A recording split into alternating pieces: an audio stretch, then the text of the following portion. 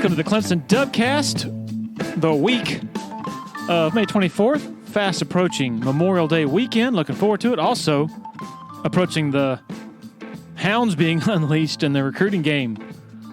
Dabo's camp coming up. Paul Strelo has been on top of just about everything.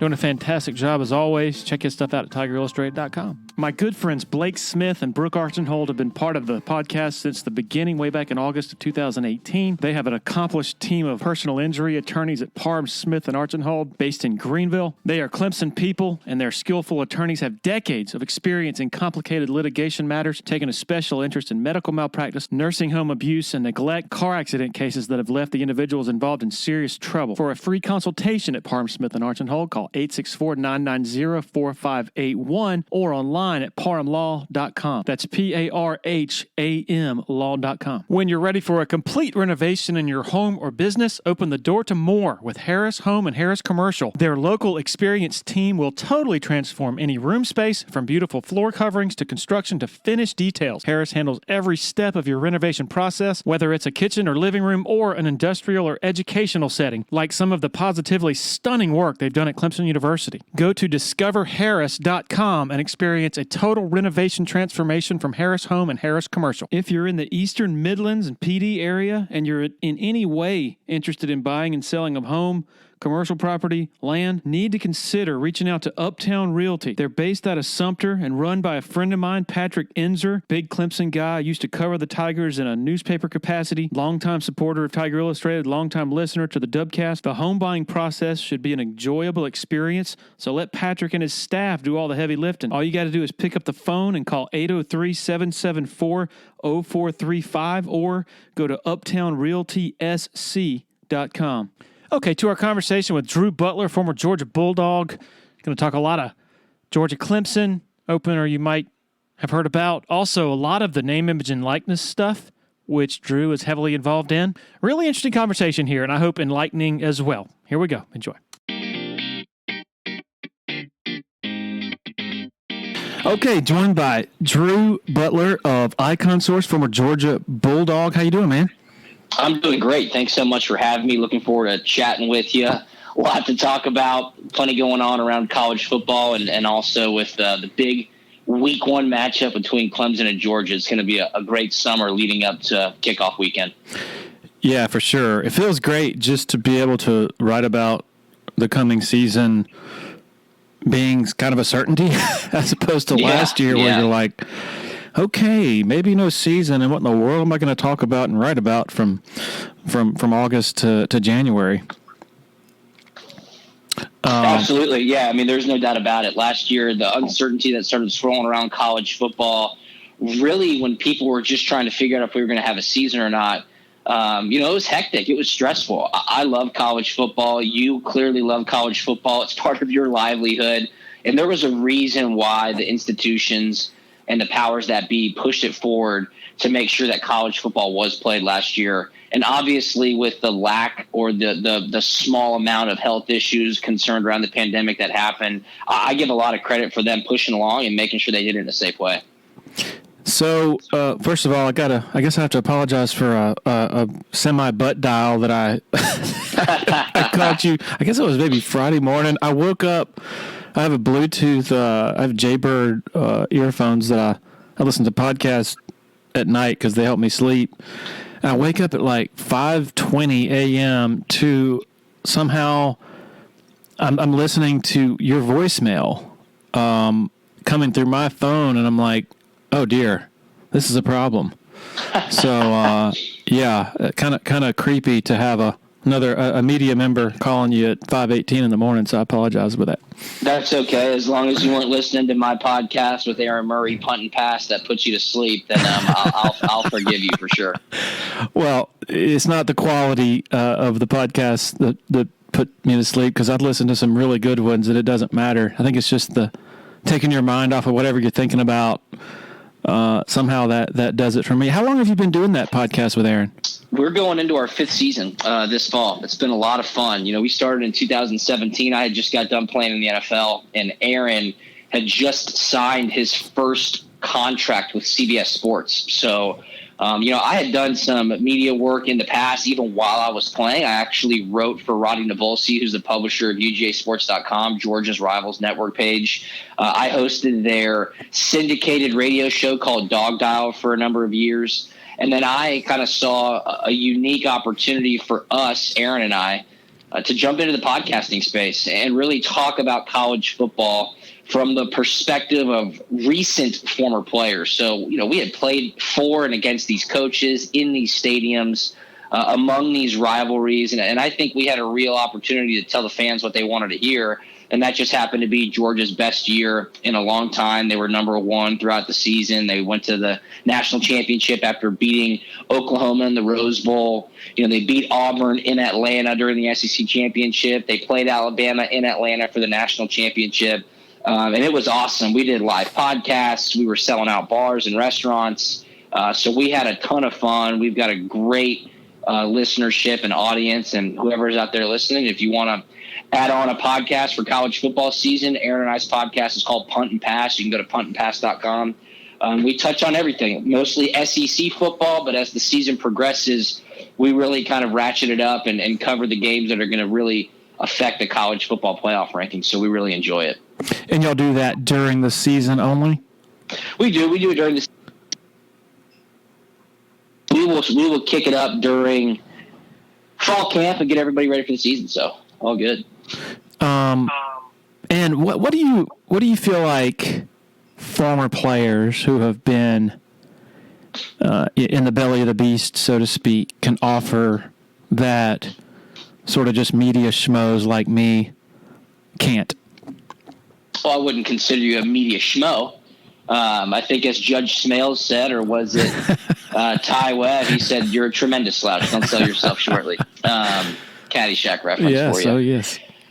But, I think Aaron and I we just like to talk as we would if we're sitting at home watching a game together or in the locker room after a game together, specific instances in situational football, drawing back on situations that we had while we were playing, understanding what some coaches call in certain areas, understanding why a play call would have been made when the public is scratching their head saying, why would you do that?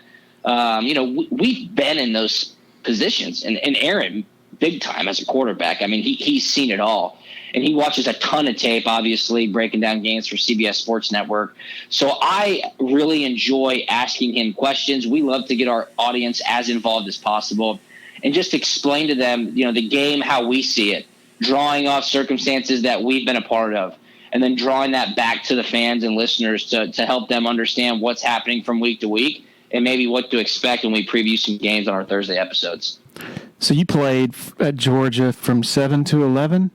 That's correct. So I guess you played with Stafford? I did. I played with Matthew Stafford. I played with Sean Marino, A.J. Green, Justin Houston, a lot of NFL talent. So we had a lot of fun.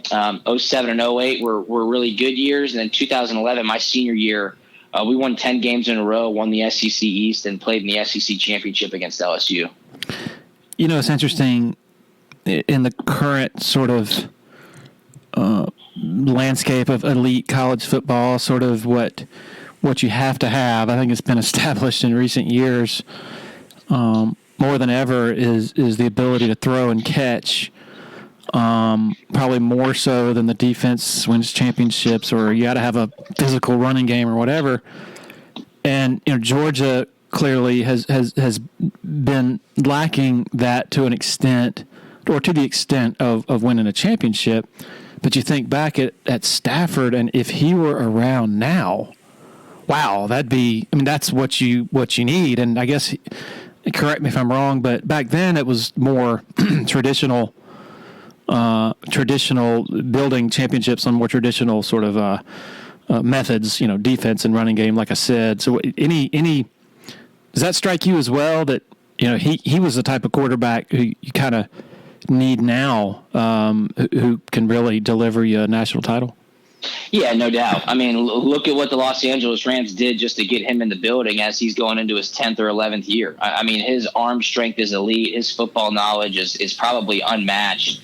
And the ability to get him in a system in Los Angeles with Sean McVay as the head coach and tons of weapons around him, I mean, they're obviously putting everything in the middle of the table, hoping that they can deliver a championship in the next 2 years. The Rams cap issue is not a secret to anybody, but if you have the pieces in place, it's better to try to attack when you have it there rather than try to chase it down the road. If you were to put Matthew in a college system now with the level of creativity that these coaches have and the recruiting aspects of getting just tons and tons of playmakers, he would have been an absolutely fantastic quarterback. And he was when he was in college at Georgia. But, yeah, back then it was pro-style offenses, I formation, run the ball, play action, and then rely on your defense. So, just different horses for courses, I guess you could say. But, college football specifically has changed so much over the years, and it's just been really fascinating to watch. You better keep up or you're going to get left in the dust. It's interesting, sort of the evolution of Georgia's offense, not just under Kirby, but Mark Richt as well. At Florida State, Richt was, they were pioneers of fast break, spread stuff, and at Georgia it seemed like it turned into, or maybe it even started with, just more of the conventional stuff, and then even under Kirby, it's been similar to that as well. I guess not recently, because it seems like Monken is really doing some creative things. Do you have any overall thoughts on the evolution of the Georgia offense? Like, why under Richt did it sort of was more conventional than perhaps at Florida State when they were sort of setting trends of offensive football? Yeah, I think it's probably just an overall coaching thesis, and then who Coach Richt surrounded himself with. Early in his career, offensive coordinator was Neil Callaway, offensive line background. Then Coach Bobo came in, and Coach Bobo obviously had a lot of experience as quarterback at Georgia, running more so of a pro-style offense. And I think still to this day, if you can run the football and win the line of scrimmage, you're going to have an immediate advantage as soon as the ball is kicked off. Everybody says, well, you have to run to be able to pass, and you have to be able to pass to run. And I do believe that, right? If you come out shotgun formation 5 wide, you better start being able to pass, and then the run game opens up, right? Or if you're a play-action team and you like to ground and pound, you're going to have to get 3 yards in the cloud of dust consistently to be able to have that second level of the defense bite on a play action and then convert some chunk yardage plays. I think you continue to see that. There's no doubt with however explosive an offense wants to be, however creative an offense wants to be, there's going to come a point in the game, most likely a pivotal point in the game, where you're going to need to get 3 yards, whether to get a first down and continue to run the clock, or whether to control ball possession and eat up some time of possession to keep that other offense off the field. So, it's clearly interesting to see who Georgia's recruiting now. Todd Monken and his ability going back to his days at Oklahoma State open this thing up, but you need to have the right players there. Georgia's had some attrition at wide receiver throughout the offseason. It seems like they're going to be relatively healthy going into week 1. I know George Pickens will be sorely missed. And, yeah, JT Daniels is a phenomenal talent. But if he's not standing upright and if the offensive line can't get him any protection, well, then he won't be able to pass and they won't be able to run because they won't be able to move anybody. So I think it all starts at the line of scrimmage. I think successful coaches know that. Yeah, look at Steve Sarkisian and Lane Kiffin, what they were able to do at Alabama. Sure, they've had tons of first-round talent, skilled players drafted. Also look at the amount of offensive linemen they've had drafted in the first round. There's no secret to football. You have to win the lines of scrimmage, and then everything else opens up around it. Yeah, it's a good point. The passing and catching thing, while surely important, more important than ever, it's probably overstated in that, like you said, the lines of scrimmage, that bore out in the most recent playoff. Clemson comes rolling into the Sugar Bowl. Well, they can't block, and they're getting plowed off the ball by Ohio State's offensive line. They don't have a chance with the best quarterback in a long time, and the best maybe arguably the best running back in college football, Travis Etienne. And then Alabama, I guess they didn't really run wild over Ohio State, but they protected Mac Jones. Like, he was never touched all year. So you're right; it's still very, very important what happens on the line of scrimmage. You see Georgia, I look at them. I think we had Cole Kubelik on a few weeks ago. He was in Athens for the spring game, and he said they just look different than normal. And I see that as well. Do you just the stature of this team?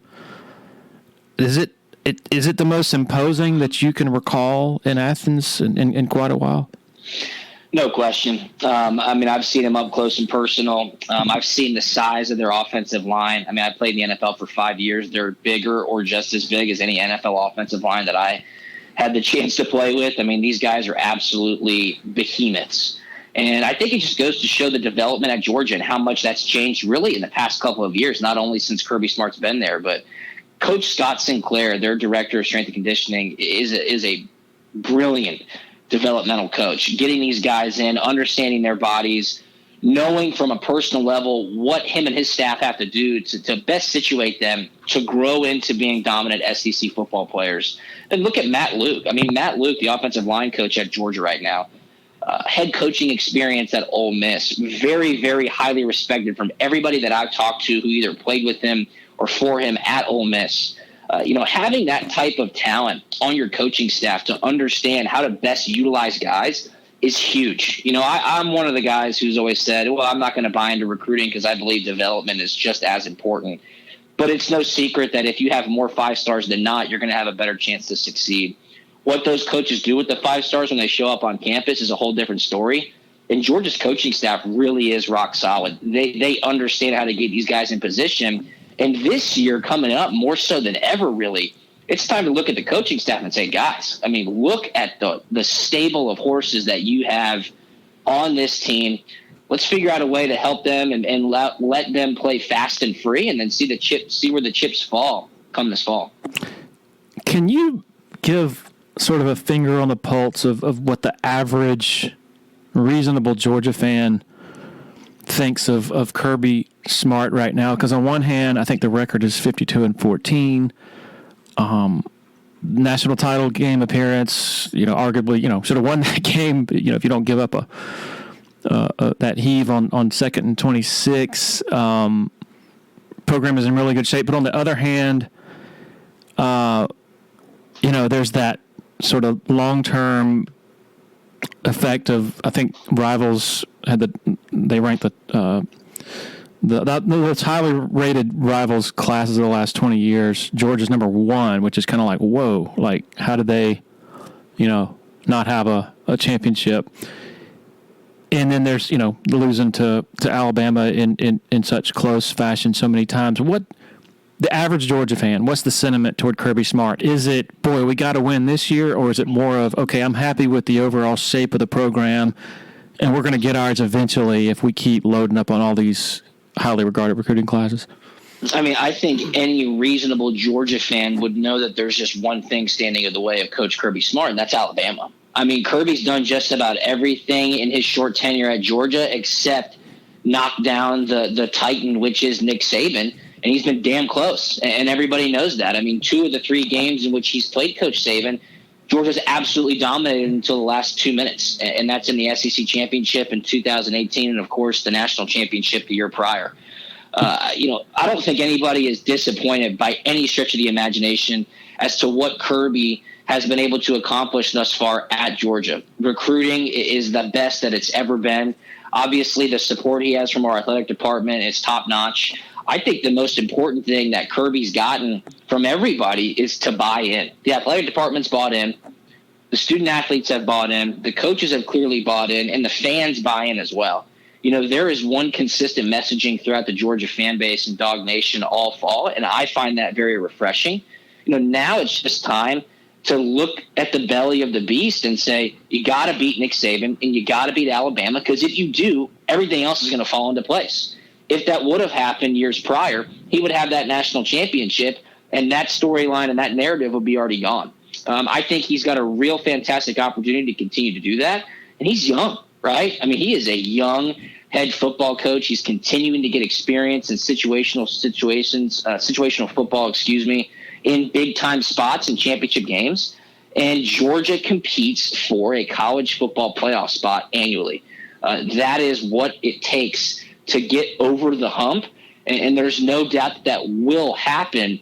I just think any Georgia fan, myself included, as soon as August creeps up, you're sitting there going, this is the year. You look at the roster, you look at the schedule, you look at what you have at your disposal, and you say, we've got to do it. The time is now. And I think everybody looks forward to that, and that's the beauty of being a Georgia fan for sure.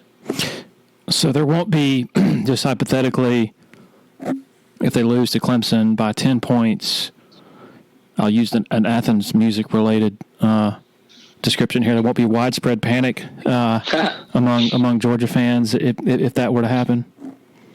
I think if it's a competitive game and at the end of the game, Georgia were to lose by 10 points or 2 touchdowns or maybe lose on a last-second field goal, no. But if Georgia's uncompetitive, which I definitely would not expect, then, of course, I think Georgia fans would be upset, and that wouldn't matter who the head coach is at that point. And from my own experience, when you have a big game in week 1, the general feel around fall camp and right now strength and conditioning all through the summer, it's different. You're gearing up. You're getting ready to roll. I mean, you are intense Zoom focus. You understand the magnitude of the situation. And you mentioned Georgia losing, but if Georgia were to win, and I would expect them to, it's off to the races. I mean, you have a massive leg up for the remainder of the season, and you can really take it 1 week at a time, which is a great opportunity. So it's going to be a lot of fun. I read last night that they're expecting it to be full capacity in Charlotte. I wish this was a home and home. I know the Belk Bowl gets their situation ready to roll, and they got the kickoff classic, but what a great rivalry, and this game's going to be awesome. 7:30 kickoff that first weekend. So here in late May, you like Georgia in that game? I do. I like Georgia. I love their defense. Their defensive line is fantastic, and everybody talks about youth at the secondary or maybe some inexperience at linebacker. If you get to the quarterback and you're able to pressure the quarterback and stop the run by bringing 4 down defensive linemen, those secondary players look a lot better, and those linebackers are able to play a bit faster. I love JT Daniels. I think the offensive line does have a tall task at hand. But if the offensive line and Matt Luke can have a great game plan to get rid of the ball quickly, establish the run a little bit, get some misdirection or play action going, I think this is going to be a 4-quarter fight. I don't think by any stretch of the imagination one team is going to run away with it. But as it stands right here in late May, yeah, I like Georgia right now, and I don't think there's any reason not to. And I think the exact same argument could be made for Clemson. We'll see how it continues to matriculate as August rolls around. For somebody who hasn't watched Georgia much, what would you say Todd Monken has brought that offense that you like most that they didn't have perhaps before? Well, it's tough to judge it on a year ago because of the quarterback situation. A little bit of a carousel there, not sure who was going to start. And then when JT was healthy enough to get in later on in the season, you just saw consistency. You saw intentional game plans.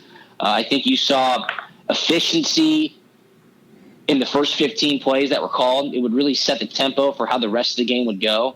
JT clearly got great working strides with his wide receivers and tight ends as the season went on, and that's only going to continue to improve as he has the starting role moving into the 2021 season. So, he is going to be a top player in college football. You look at James Cook and Zeus White, the 2 tailbacks. I mean, those guys are absolutely explosive. They bring 2 different styles of play. And again, you have that much talent around. You have a lot at your fingertips, and you're able to kind of ebb and flow with the game plan and base your play calling off of what the defense is presenting you. So let's get into what you're doing right now. You work at Icon Source, which you'll have a better description than I, but it basically is going to facilitate the new name, image, likeness landscape. Working between the athletes and the people who are going to be sponsoring them in various ways. Can you maybe give your summation of exactly what you're doing and what Icon Source is? Yeah, I'd love to. That is correct. I joined Icon Source earlier this year. I'm the executive vice president of their collegiate division, so I'm running the college platform. And what we are is an on-demand digital marketplace. So you hear a lot of names when NIL gets talked about. There are specific companies that work directly with the universities. There are education and consulting groups. There are brand building and marketing groups. There are disclosure and monitoring groups. We are none of those. We don't work directly with the universities. We have no official contract or transaction with the universities because we're the marketplace. We are bringing brands and student athletes together to facilitate endorsement deals in a safe, secure, and transparent manner. We are compliance officers' best friend. We are giving the universities a platform for their student athletes to create a profile, and giving a platform to brands, whether they're hyper local like those in the Clemson area or regional, Atlanta, Charlotte, Nashville, to national, Coca-Cola, Delta, any big name brand that wants to engage a student athlete and present them with an endorsement opportunity. They can do that at Icon Source, and we take all that information and disclose it to the university's requested disclosure destination. So we're a conduit. We are not a middleman by any stretch of the imagination. We are providing that software platform where brands can feel safe and student athletes are protected to actually facilitate endorsement deals. We're tackling the main issue of NIL, and that's getting these student athletes paid the right way. Whether it's a $50 deal or a $50,000 deal, it needs to be disclosed and it needs to be done the right way. And that's the business that Chase Garrett has built starting back in 2018. We have a professional side of Icon Source, which has been rocking and rolling since 2019. We have over 2,000 professional athletes on the platform, top agencies across the country like CAA, Wasserman, IMG. They utilize the platform, and high-profile brands do deals on our platform every single day. It just so happened that Chase had the perfect software that would allow student athletes to have a great destination to facilitate their NIL endorsement deals. And that's what we're doing right now, engaging with the student athletes, letting the universities know that we come in peace, and reaching out to brands saying, hey, when this light turns green on July 1 and you've never worked with an athlete before and you've never had the chance to engage with a student athlete before, come on over to Icon Source and we'll give you the most efficient and secure way to do it. All right, so just for in layman's terms, like let's talk about maybe like a practical TikTok of, like, if I'm JT Daniels and say Taco Mac or somebody wants me to wants to sponsor me in some fashion, like a JT burrito or something like that. Okay, where does take me from the very beginning of how that happens, like the play-by-play, and how you guys are involved? Yeah, absolutely. So, Icon Source is built to relieve the burden of the student athletes, right? Give the Excedrin to compliance, because this migraine is going to come in full force, happen anytime soon.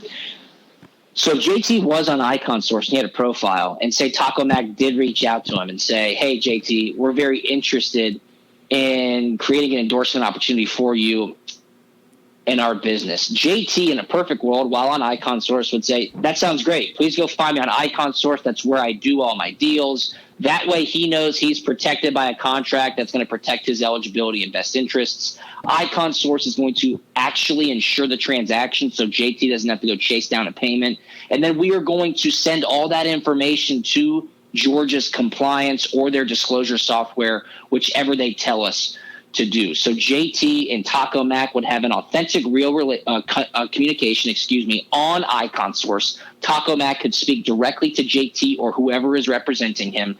They could create an opportunity for JT through our algorithm and through our machine learning, which when it's presented to JT, it's already 80% hammered out. The legal looks good because it's been passed off and given thumbs up by all the top agencies in America. And then JT can negotiate the high-level deal points with Taco Mac. Hey, I'd rather do this many appearances instead of this many. Hey, I'd rather get paid this much instead of this much. Hey, will you include travel if I have to travel? Those types of deal points that are up to the athlete and the brand, they can be negotiated on our platform. When they do sign the deal, a legal document is provided to protect both sides. We ensure the transaction. JT gets paid. All that deal information gets sent back to the university so they can disclose it, and JT doesn't have to worry about any of that. Now, if JT weren't on Icon Source, okay, and Taco Mac reached out to him and said, JT, we're interested in an endorsement deal, JT could go, okay, that sounds great. Please send me a contract. Taco Mac sends JT a contract. Hopefully JT reads it. Maybe his representative reads it. If JT did read it, hopefully Taco Mac didn't slip in on page 6 that Taco Mac is owed JT's first year's NFL salary. Okay, so JT works with Taco Mac. Say he does the brand ambassador deal. He posts on his TikTok or social media, and then Taco Mac says, okay, we'll pay you in 5 weeks. So JT's done it. Now he hasn't been paid. JT's got a game worry about. He's got practice to go to. He still hasn't been paid by Taco Mac. Again, these are all hypotheticals. So now JT has to, one, read the contract on his own, make sure that nothing gets slipped in, find legal help if he wants to really be protected. Two, go chase down a payment from a large, very regional brand that's got a million other things going on, and so does JT, as he is a student athlete quarterback at Georgia. And three, now, so JT says he does get the contract, say he does have to go chase down that payment, and he finally gets paid.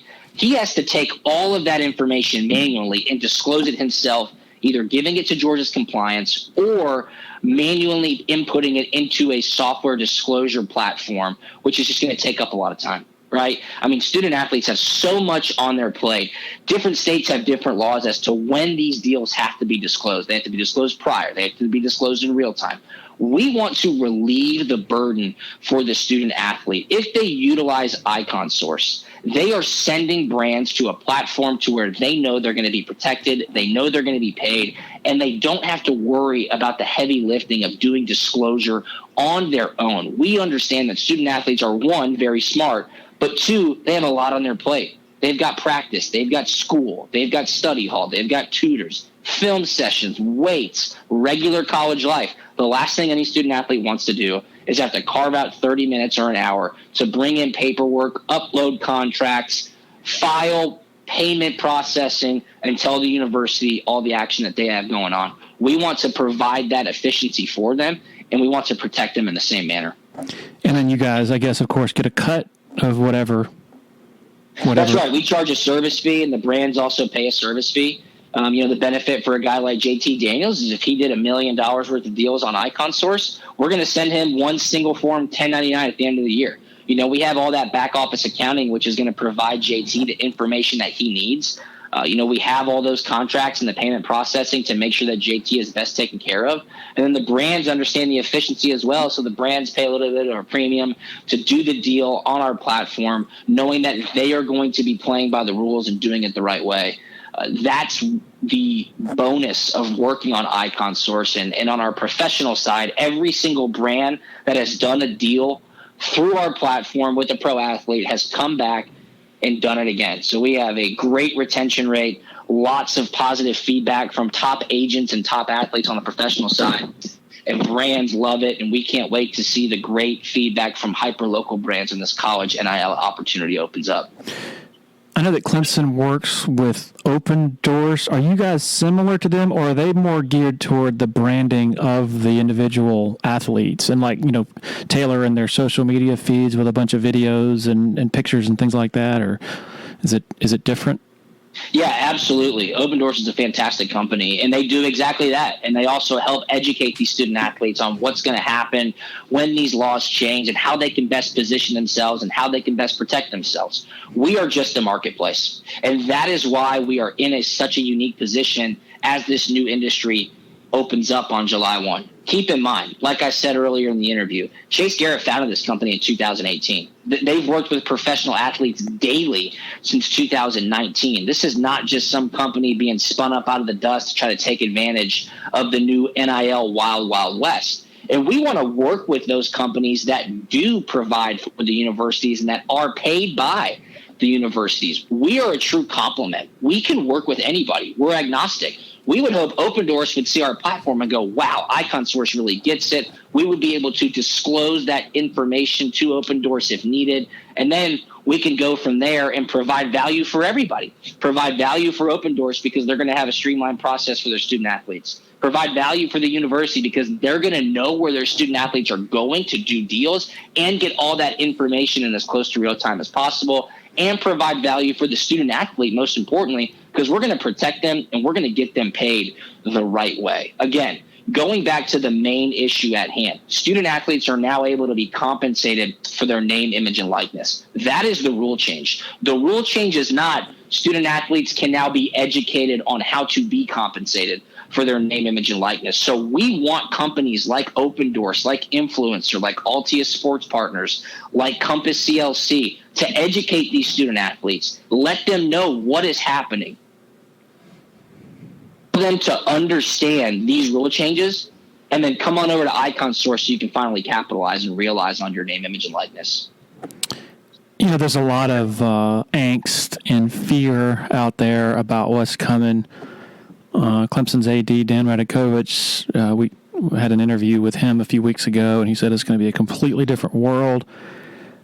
One of the things I hear, assorted fears is, oh my gosh, they're going to have to pay taxes. Well, yep. Yeah, they would pay taxes on their earnings just like a student who bartends or waits tables does. I mean, that's not that complicated to pay taxes, or do a 1099.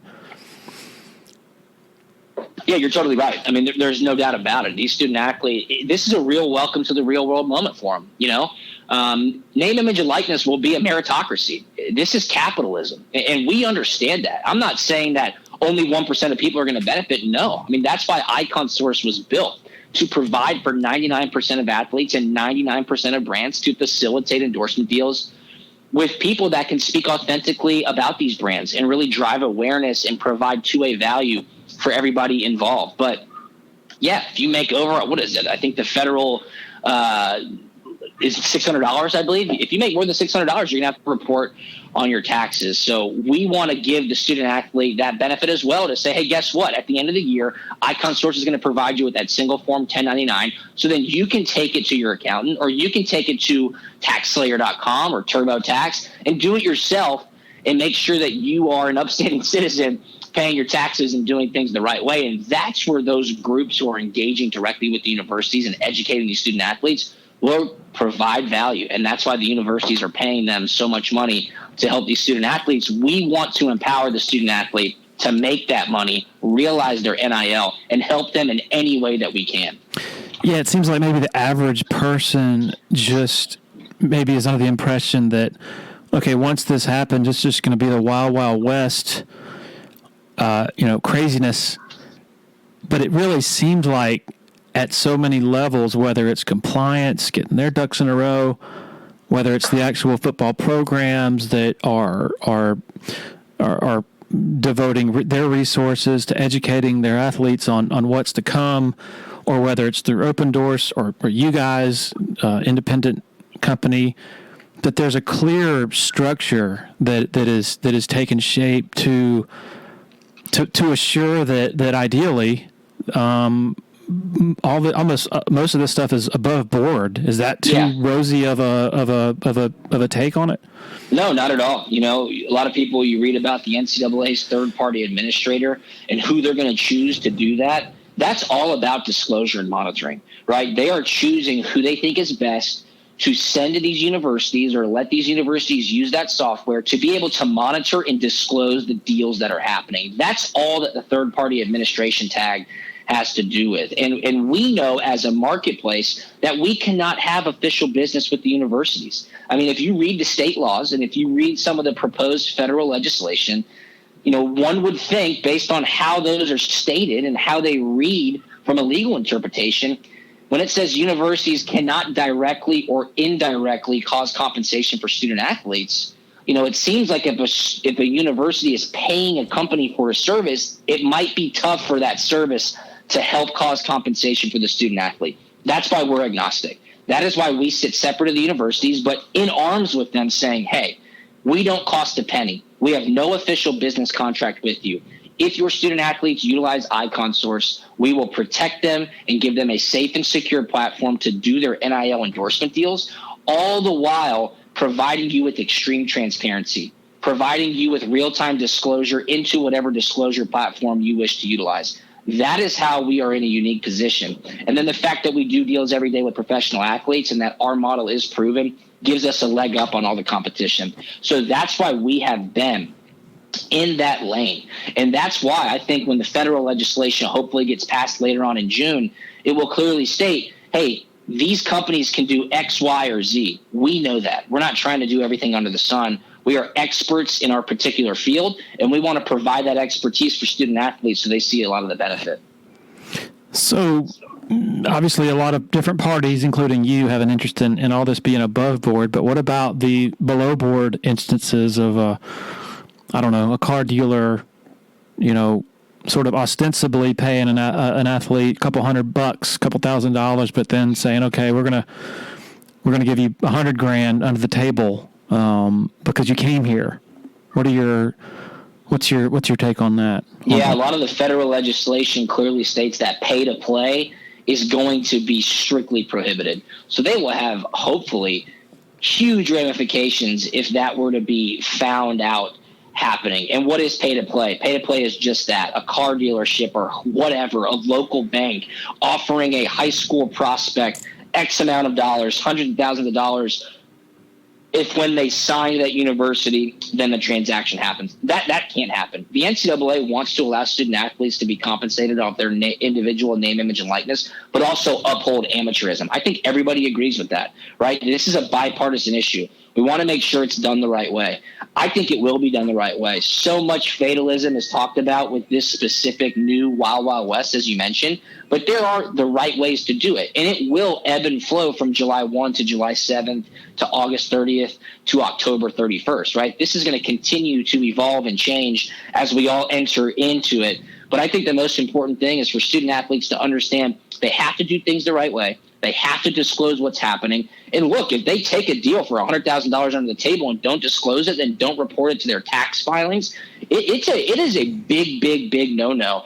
And those education groups, the consulting groups, the brand building, marketing, disclosure, monitoring groups that work with the universities will clearly let these student athletes know that cannot happen. And you're not only messing with your eligibility at the NCAA level if that were to happen, but from a federal standpoint, by evading taxes, that could be a huge issue. If you're in the Eastern Midlands and PD area and you're in any way interested in buying and selling a home, commercial property, land, need to consider reaching out to Uptown Realty. They're based out of Sumter and run by a friend of mine, Patrick Enzer, big Clemson guy, used to cover the Tigers in a newspaper capacity, longtime supporter of Tiger Illustrated, longtime listener to the Dubcast. The home buying process should be an enjoyable experience, so let Patrick and his staff do all the heavy lifting. All you got to do is pick up the phone and call 803-774-0435 or go to uptownrealtysc.com. Want to share a quick word about Founders Federal Credit Union. If you've been to a sporting event in Clemson, you've probably heard about Founders already. They are the official credit union partner of the Clemson Tigers. In addition to that, all Clemson faculty, staff, and students are eligible for membership as well as IPTAY members. Matt Gross is a proud Clemson alum and the vice president for the Clemson market for Founders Federal Credit Union. Matt's office is located beside the Walmart Neighborhood Market on Old Greenville Highway in Clemson. For more information, go to foundersfcu.com. Another loyal supporter of the Dubcast is Blackacre Law Firm in Greenville, a subsidiary of Parham Smith and Archambault. Blackacre helps South Carolina residents achieve their dreams of home ownership by providing experienced professional representation for real estate closings. Attention to detail is crucial in real estate law. Blackacre is committed to making sure nothing gets by them preparing residential or commercial closings. Blackacre also offers estate planning services for their clients in the Greenville area. Find out more about Blackacre at 864-326-3507. It seems like there's not a whole lot of interest in the general, I guess, sports-loving public to really dig into this. There's not really a lot of patience for reading about it or interest in it. I mean, to the point of you still have to tell people, or at least I have, on our message board, like, people saying, "Oh, we can't have our universities paying players," and you have to remind them, "No, this is not pay for play. This is a lot different." Do you see that as well? Do you have to answer that a lot on your end? And do you see the same thing that there's not like the average college football fan isn't really spending a bunch of time studying this and learning about it? Yeah, for the average college football fan, I would tell them exactly that. This is not the universities paying student athletes on top of their scholarships. The money has to stay out of the university. The money cannot flow through the university.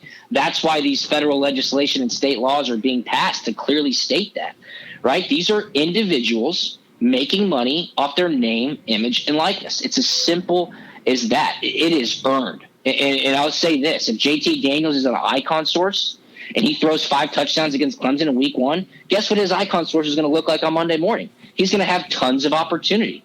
And if he throws 4 interceptions and no touchdowns, guess what his icon source is going to look like? Probably not that good, right? It's a meritocracy. This is capitalism. Again, I think the web spreads so wide, and it is so great because there are producers, there are people with YouTube channels, there are people who have great reach in their local communities who may not be football stars, who may have a lot of value with local brands, who local brands want to engage with because they can speak authentically about what they are promoting. And then you have your stars, your Heisman finalists, your Naismith finalists. We talk to gymnasts with millions of followers on social media. We talk to soccer players who are going to be competing in the Olympics. We talk to golfers who are going to be on Golf Channel this weekend competing in the national championship, right? Think about the non-revenue sports. Of course, we all think about the revenue sports. Think about the niche markets that these sports have and the insane followings that they have. There is so much opportunity here, and they all need a common platform to facilitate those endorsement deals and engage with local brands, and that's what Icon Source provides them.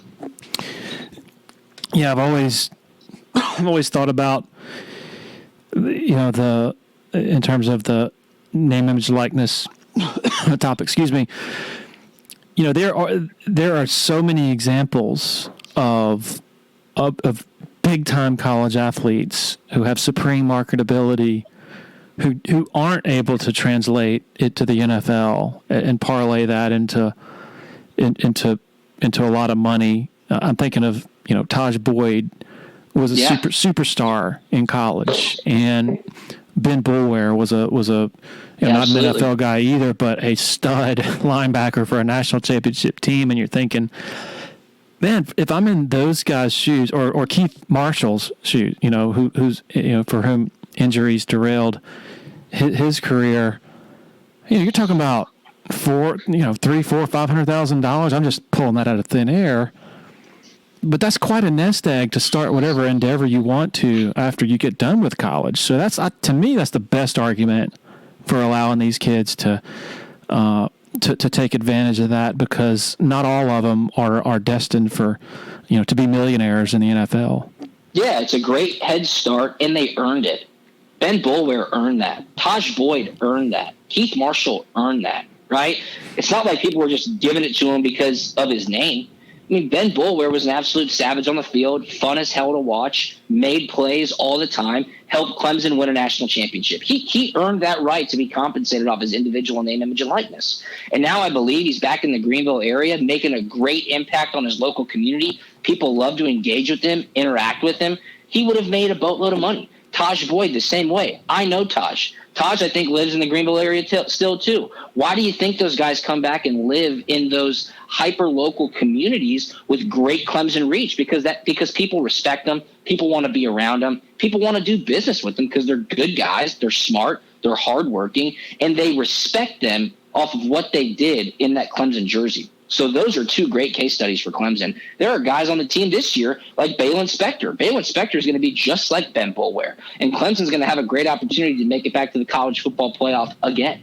And I would hope that he would go to Icon Source, create a profile, talk about his likes and interests, talk about where he's from, what city he's living in, and then brands can build endorsement opportunities based on what they want to be spoken about. And somebody like Balin Spector would pop up and they'd go, wow, this is a perfect fit for our campaign. Let's engage with Balin and offer him an opportunity through Icon Source. That's what we do. We want people to be individuals. We want people to talk about what they do and don't like. We want student athletes to be able to leverage their name, image, and likeness and make money off of it. So let's take it away from the JT Daniels local business hypothetical and toward, say, an Instagram, I don't want to say influencer because that's kind of lame, but like Logan Rudolph, former Clemson Tiger, who's defensive end, he quit football because he wanted to pursue an acting career, and he's absolutely hilarious. He still posts on Instagram. So if I'm Logan Rudolph and I'm a Clemson player and I want to regularly post funny videos of me doing various skits on Instagram or YouTube or whatever, how do I then translate that into money? And then how do you guys come in that type of instance where it's not a physical, brick and mortar business that you're dealing with, and it's more YouTube impressions or Instagram, views and things like that? Yeah, so, we have social media activations on Icon Source, which is an opportunity to where people can post stuff and get paid for it. We have digital media shoots like commercials, whether the student athletes creating video content on their own for a brand or showing up and shooting for a brand. We have speaking engagements and we have appearances. Really anything can happen on Icon Source, which is awesome. For those instances of like turning on your ad revenue share on YouTube or allowing co-branded Instagram posts, I mean, that would go directly to the student athlete. They wouldn't need Icon Source to do that. But a great example was a punter at Ohio State years ago, Drew Chrisman, who kind of went viral for trick shot punting and water bottle flipping.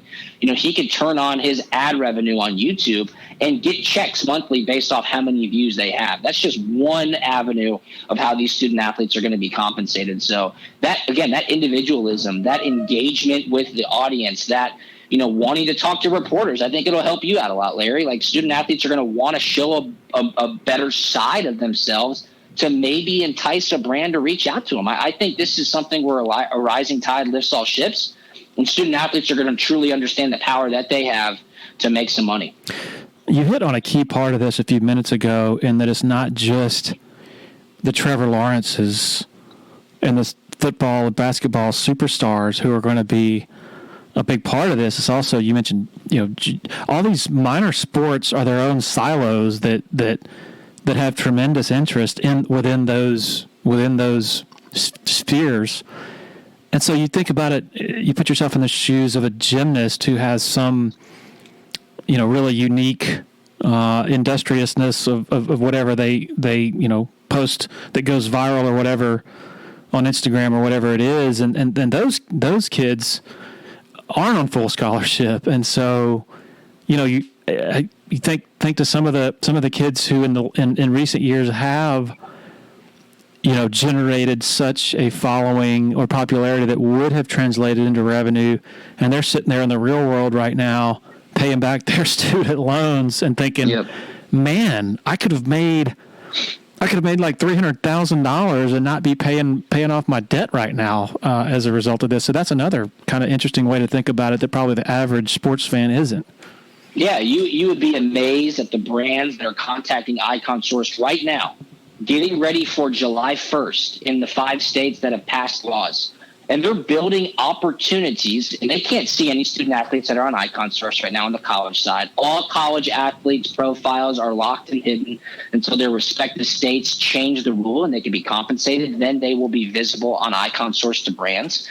Hopefully federal legislation sweeps all 50 states by July 1st, and therefore on July 1st, Icon Source will have thousands of student athletes on there to engage with brands. But brands, based off the PR that we've received over the past 2 months, are signing up on Icon Source daily. They are utilizing our platform, and they are creating opportunities to send to student athletes on day one. And you would be amazed at the amount of brands that are doing that. You would be amazed at the dollar amounts that they are creating for these opportunities. And you would also be amazed at the wide variety of student athletes that they want to engage with. I'm talking all sorts of brands. Any of your listeners right now, whether they're in the upstate, whether they're down in Charleston in the Low Country and they're Clemson fans, or they're anywhere around the Southeast, if you are a small business owner or a large business owner, sign up for Icon Source. It's totally free. iconsource.com. We have an authentication process that's going to make sure that you are who you say you are. We don't want Joe Schmo LLC to log on to Icon Source and send sketchy deals to student athletes. We want to work with real brands that want to engage with student athletes, and we encourage those brands to do that because we are providing you the platform to do it the right way. The biggest no-no in college athletics is about to become legal, and we understand this is the biggest change in over 100 years for the NCAA. We want to provide brands and student athletes the peace of mind and confidence to come to Icon Source and take part in this historical change and do it the right way. You mentioned this is the biggest change in 100 years of the NCAA. You can't have that with it being 100% positive. There have to be some negative unintended consequences. What do you think the most legitimate skepticism of this is that you've heard? That's a good question. I would be really interested to see just how much happens at the start. I think we all get so excited about it because we work in it every single day. We have to take a step back and say it's not going to be a massive windfall on July 1. this thing is going to continue to ebb and flow. Like any new industry, there will be bumps in the road. But I think being a software company and having the ability to adapt and be agile and ask compliance officers what they want to see, ask student athletes how we can make this better, talk to the brands and say, what do you need to see? I think there's just going to be a lot of uncertainty, but that comes from the unknown. So that would be my biggest worry heading into this. But having the ability to be transparent and open lines of communication is how you overcome something like that. So we're looking forward to having real engagements with these brands, universities, and student athletes, and making sure that we can answer as many questions as possible and do this the right way. There are so many layers of structure, as we talked about, keeping this from being a distraction to these kids. And of course, if you're a head coach or even an assistant coach, that's probably your chief concern, is that this is not a distraction, because coaches hate distractions. Despite all of this structure that's going to be in place to assure that it's not a distraction, these are still kids. These are still 18 to 22-year-old kids. Is that a legitimate concern that a player can get so wrapped up in posting his latest YouTube video, after a game or before a game, that it can have some negative consequences that way? Well, they're going to be drinking out of a fire hose with the education surrounding NIL. The companies that these universities are hiring, the universities themselves, they are going to be firing at every single angle, do's and don'ts, rules and regulations, how-tos to their student athletes when this thing turns green on July 1 in those respective states. To your point, though, look, if you don't play well on the football field, and if you're not taking care of your business during practice and allowing yourself to succeed on game day, regardless of what sport you're playing, your opportunities to be compensated for your name, image, and likeness go down. If you don't do well in the classroom and you can't stay eligible and now you can't even play your sport, your opportunities for NIL go down. I think this is a great opportunity for student athletes to understand, if I take care of my business and best position myself, things will start to happen. And this all helps to allow a student athlete to be compensated. Doing well in the classroom allows you to focus on the athletic field, which allows you to hopefully perform at a high level, and then NIL can follow that. I think that is really the messaging that should be sent to these student athletes, to where you need to do great in all aspects, and that will only help your NIL. If you don't, then NIL is not going to be a great concern for you, because a lot of opportunities won't be presented to you. I think that's in any field, in any life. What about the whole jealousy in the locker room argument of player A looks over at player B making all this endorsement money, and it causes jealousy and dissension and all that? Yeah, that's a question that gets brought up a lot. I played in the NFL, and granted, I made a salary when I was in the NFL, but I didn't dislike Carson Palmer or Larry Fitzgerald because they made tens of millions of dollars every year. Yeah. I understand it's completely different in college, but if you talk about guys who are on scholarship and, quarterbacks making a lot of money, or a lot of the skill guys are making a lot of money, I think there will be opportunity for linemen to partake in that. I think brands will reach out to the linemen and say, hey, we want to help these guys out, because if Clemson goes 13-0, I think a lot of players on that team are going to see a lot of upside. And of course, we continue to talk about football just surrounding the Clemson and Georgia football matchup in week 1. But those are the things where I think brands understand that as well, and brands can find those players on those teams to speak authentically to what they want to promote and give everybody a fair shot at being compensated. So I don't necessarily think that's going to cause fissures in the locker room. I really don't. And I just take that back to my experience, not only as a student athlete, but as a professional athlete as well.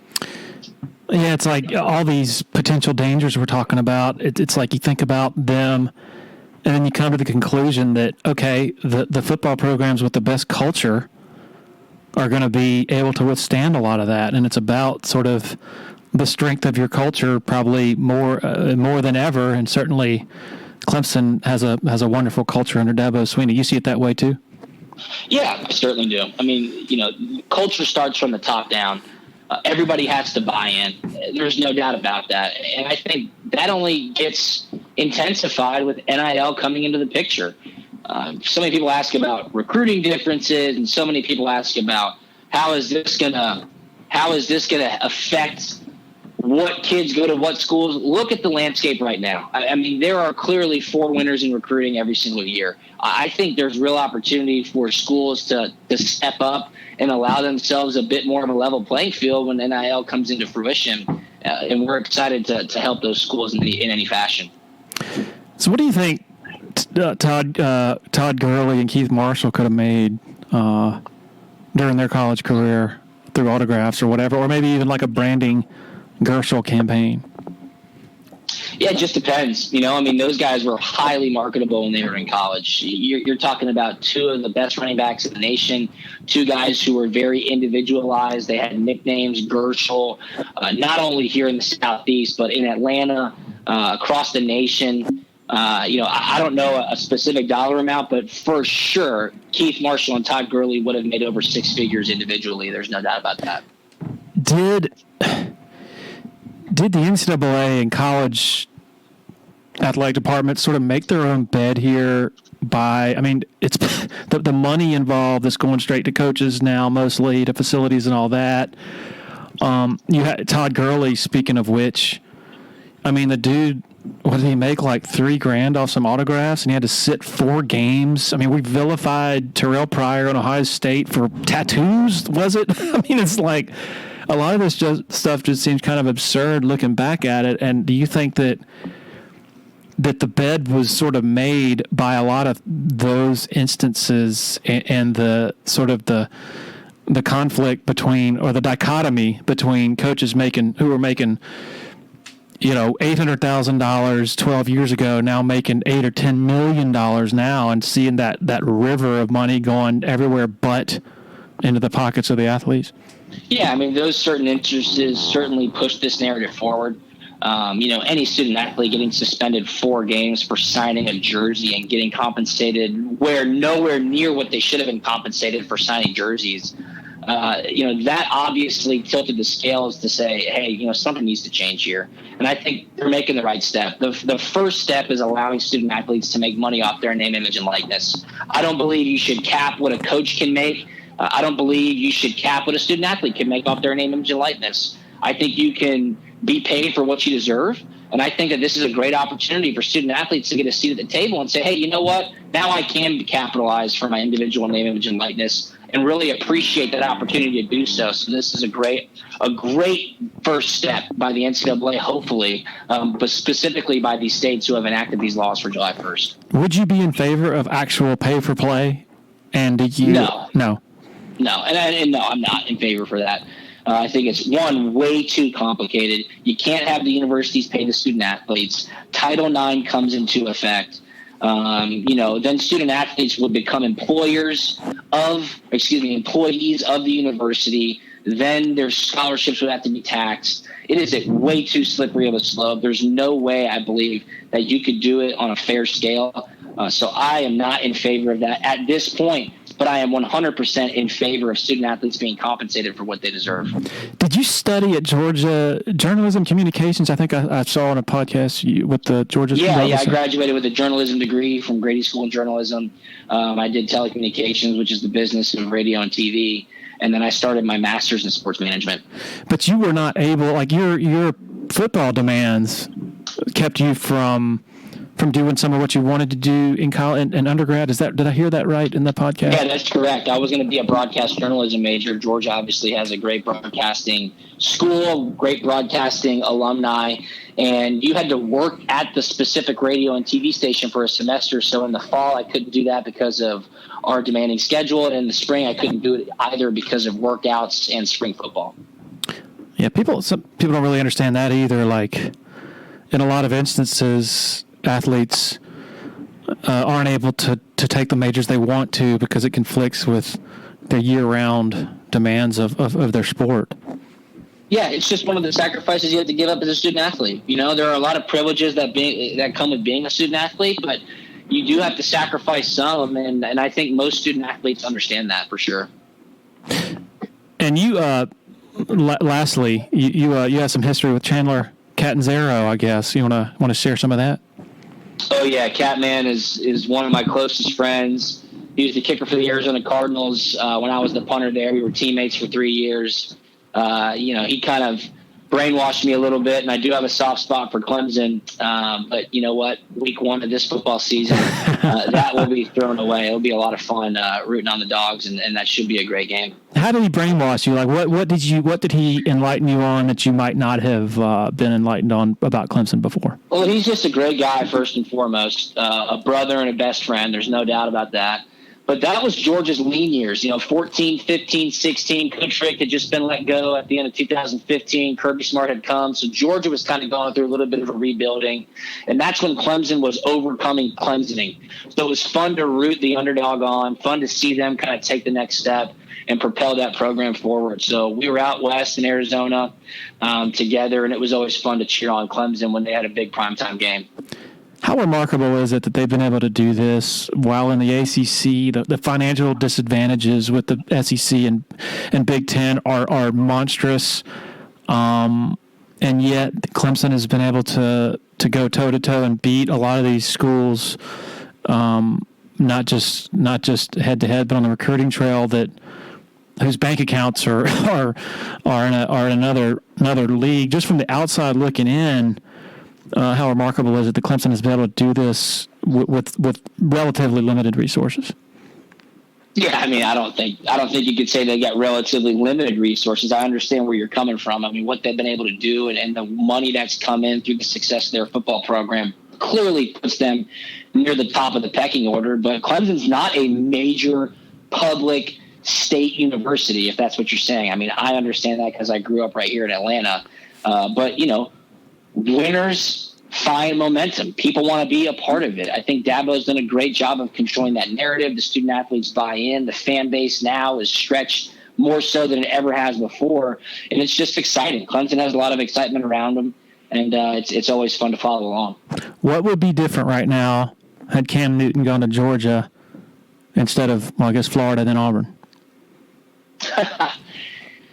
I don't know. I mean, that's a great question. If he hadn't have done what he did and then had to go to community college, who knows if he would have started at quarterback, who knows what would have happened, or if he would have gone to Mississippi State. I don't have the answer to that question, but it's certainly an interesting track for him, and he had a ton of success at Auburn. I'm just thinking Cam Newton, then if you get him, then you probably get Deshaun Watson. Then if you get Deshaun Watson, you probably get Trevor Lawrence. I'm sorry, yeah. I don't want to make you upset as a Georgia guy, but the hypotheticals are kind of staggering. No, it certainly is. Deshaun being from Gainesville and obviously Trevor from Cartersville. A lot of great talent, and you can't forget Justin Fields. Obviously, he was at Georgia and then transferred out. So I like JT, though. I think JT's a good horse to have heading into 2021. Drew Butler. Really appreciate you joining us. Anything we haven't covered that you want to share? I think we got it all, Larry. I appreciate you, man. I really enjoyed the time. For anybody who wants to learn more about Icon Source, hit me up on Twitter. I'm at Drew Butler. And if you want to sign up for Icon Source, student athlete or a brand, it's totally free. Go to iconsource.com or download our app. And you can certainly be ready for July 1 as this thing comes into hyperdrive just here in a few weeks.